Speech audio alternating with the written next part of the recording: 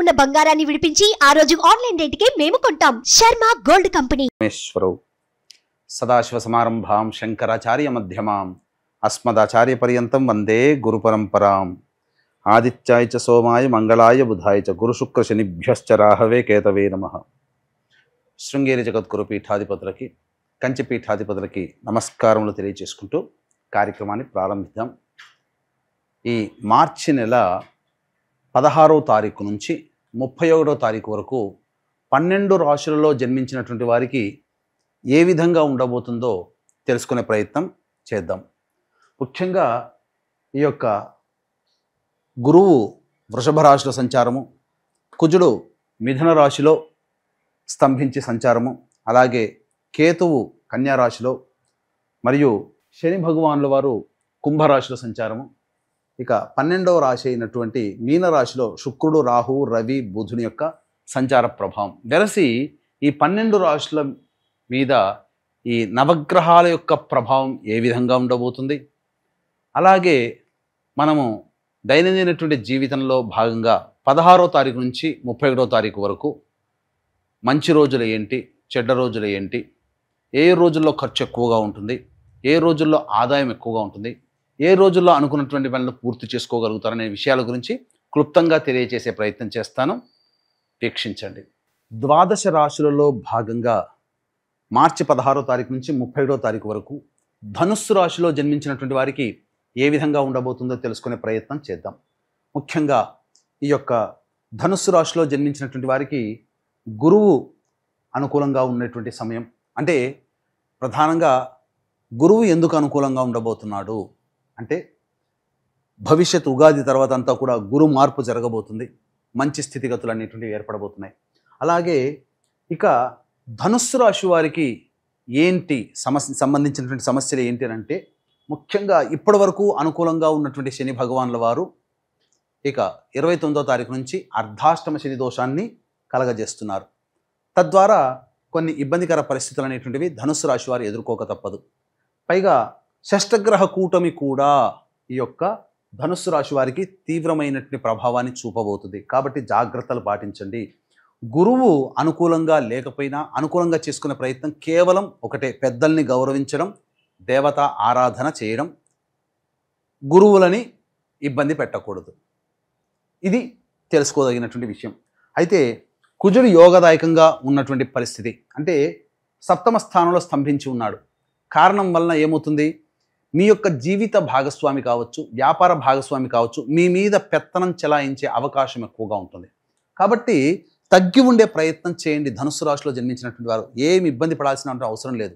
అయితే ఏ ఏ రంగాలలో ఉన్నటువంటి వాళ్ళకి బాగుంటుంది అని అంటే, బొటిక్ మరియు బ్యూటీ పార్లర్, అలాగే సౌందర్య సాధనాలు, సౌందర్య ఉత్పత్తులు, అలాగే ఈ సంబంధించినటువంటి రెడీమేడ్ క్లాత్స్ షోరూమ్, వస్త్రానికి సంబంధించినటువంటి వ్యాపారాల్లో ఉన్నటువంటి వాళ్ళందరికీ కూడాను యోగదాయకంగా ఉంటుంది. మిగతా ఏ రంగంలో ఉన్నటువంటి వాళ్ళకి కూడా కాలం కలిసి రాదు. ఇది గుర్తుపెట్టుకోండి. కాబట్టి సమయం అనుకూలంగా లేదు, జీవితం ఏమీ ఇబ్బంది పడాల్సిన అవసరం లేదండి. కొన్ని రోజులే మనకు సమయం అనుకూలంగా ఉండదు, కానీ మిగతా అన్ని రోజులు కూడా అనుకూలంగా ఉండబోతున్నాయి. కాబట్టి సంయమనం పాటించే ప్రయత్నం చేయండి. పెద్ద పెద్ద నిర్ణయాలు తీసుకోకుండా ఉండడమే చాలా మేలనేటువంటి విషయాన్ని గమనించుకోవాలి. ఇది మీరు చేయాల్సినటువంటి స్థితి. ఇక చూసుకున్నట్లయితే ప్రధానంగా ఈ సంబంధించినటువంటి ధనుస్సు రాశిలో జన్మించినటువంటి వారికి ప్రధానంగా స్త్రీలకి ముఖ్యంగా మంచి అవకాశాలు లభిస్తాయి. వ్యాపార రంగంలో ఉన్నటువంటి వాళ్ళకైతే మంచి స్థితిగతులు కలుగుతాయి. సొంత వ్యాపారము, వృత్తుల్లో ఉన్నటువంటి వాళ్ళకి మంచి జరుగుతుంది. ఉద్యోగంలో ఉన్నటువంటి మహిళలకి ప్రమోషన్స్ లభిస్తాయి. అన్ని విధాలుగా స్త్రీలకి మాత్రం ఈ ధనుస్సు రాశిలో జన్మించినటువంటి వారికి బాగుంటుందని చెప్పవచ్చు. కాకపోతే ఆరోగ్యం పట్ల శ్రద్ధ వహించాల్సినటువంటి పరిస్థితి, ఇది స్త్రీలకి సంబంధించి చెప్పుకోవచ్చు.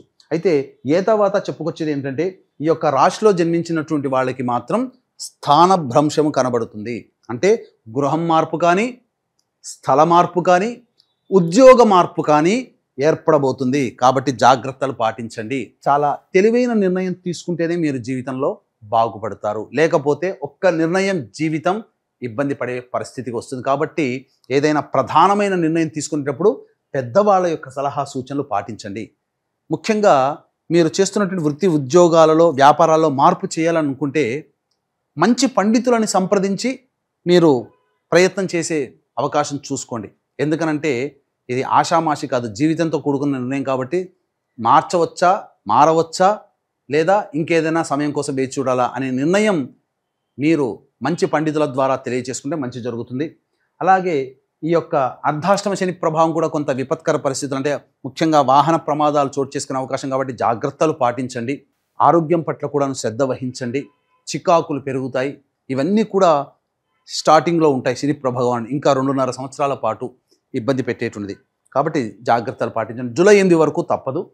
అయితే ప్రధానంగా ఈ యొక్క షష్టగ్రహ కూటమి మరియు సూర్యగ్రహణము మరియు శని మార్పు ఇవి 3 29వ తారీఖు నుంచే ప్రారంభమవుతున్నాయి. కాబట్టి ఈ యొక్క ప్రధానంగా ధనుసు రాశిలో జన్మించినటువంటి వారితో పాటుగా మేషము, మిథునము, కర్కాటకం, సింహము, కన్య, వృశ్చికము, ధనస్సు, కుంభము, మీనము ఈ రాశుల్లో జన్మించినటువంటి వారికి వచ్చే సమస్యల పరిష్కారం కోసం దేవతానుగ్రహం తప్పనిసరి.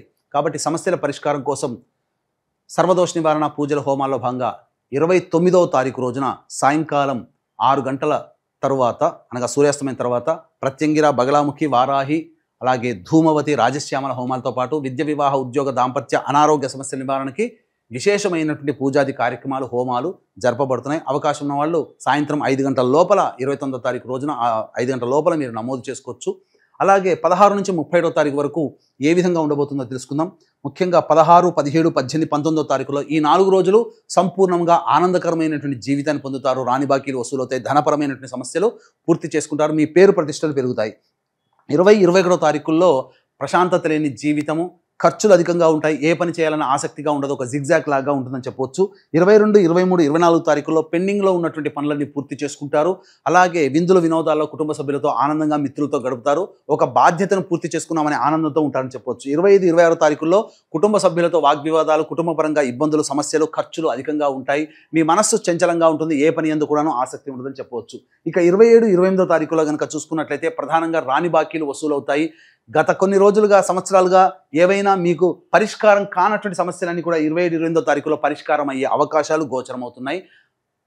సమయానికి, అవకాశానికి, ఖర్చులకి తగ్గట్టుగా మీ యొక్క ధన ప్రవాహం, ధనము లబ్ధి చేకూరుతుంది. తద్వారా ఆనందకరంగా ఉంటారు. 29, 30, 31వ తారీఖుల్లో మాత్రం మీరు ప్రధానంగా ఆరోగ్యం పట్ల శ్రద్ధ వహించాలి. గృహ మార్పు, వాహన మరమ్మతులకి, గృహ మరమ్మతులకి సంబంధించినటువంటి ఖర్చులు అధికంగా ఉంటాయి. గృహోపకరణాల వస్తువులకి కొనుగోలు చేస్తారు.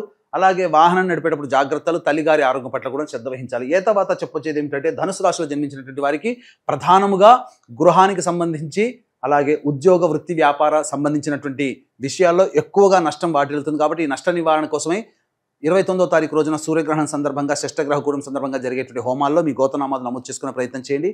ఇక ఇప్పటి వరకు ఈ చెప్పినటువంటి విషయాల్లో మీకు ఏమైనా జాతకపరంగా ఏమైనా సందేహాలు ఉంటే కార్యక్రమ తదనంతరం కాంటాక్ట్ చేసి మీరు ఈ యొక్క సమస్యలకి పరిష్కారం నివృత్తి చేసుకోవచ్చు. సర్వం శ్రీ ఉమామహేశ్వర పరబ్రహ్మార్పణమస్తు.